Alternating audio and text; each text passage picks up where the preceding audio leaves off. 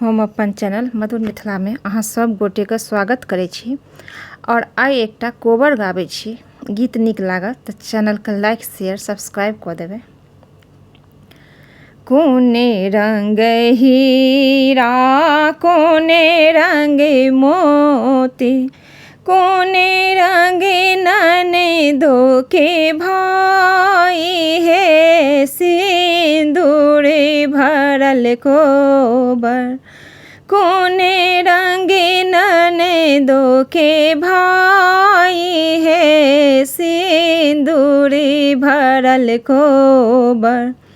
कोने रंग हीरा कोने रंग मोती कोने रंग ननदो के भाई है सिंदूर भरल कोबर।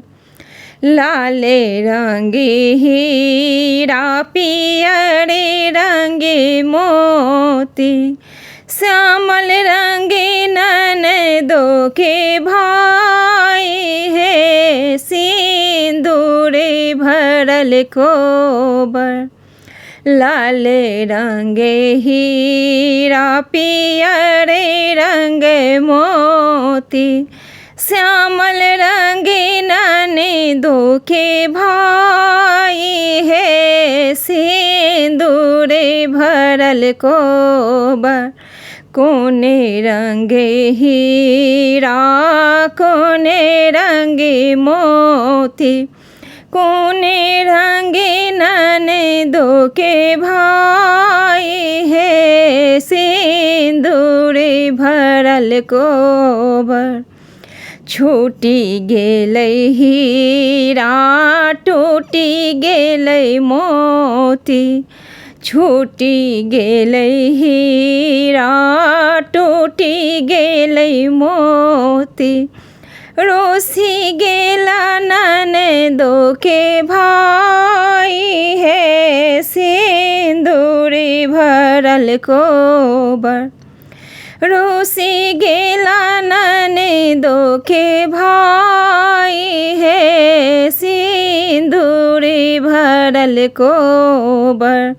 कोने रंग हीरा कोने रंग मोती कोने रंग ननदो के भाई है सिंदूर भरल कोबर।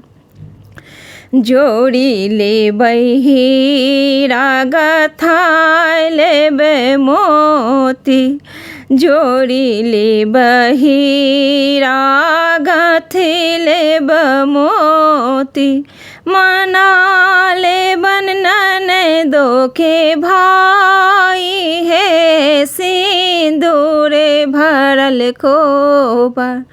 मना लेबन ननदो के भाई है सिंदूर भरल कोबर। कोने रंग हीरा कोने रंग मोती कोने रंग ननदो के भाई है सिंदूर भरल कोबर। कोने रंग ननदो के भाई है सिंदूर भरल कोबर।